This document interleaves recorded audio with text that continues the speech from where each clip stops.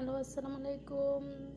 আপনারা সবাই কেমন আছেন? আশা করি ভালো আছেন। আজকে আমি শুটকি ভর্তা বানাইছি, টমেটো ভর্তা আর মাছের ডিম পেঁয়াজ দিয়ে ভাজি আর হচ্ছে ট্যাং আর ভাত। দেখছেন, এটি আজকে আমার রেসিপি।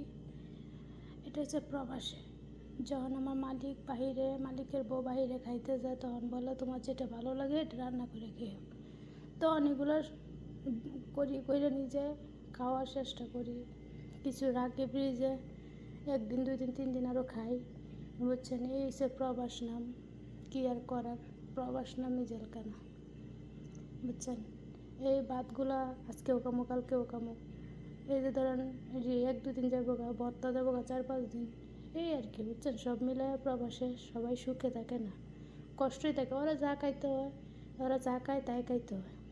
বুঝছেন, তাও নিজের টাকা দিয়ে শুটকি এনে রাখছিলাম, একটু শুটকি ভর্তা বানায়। মাছ আছে, মাছ রান্না করিনি।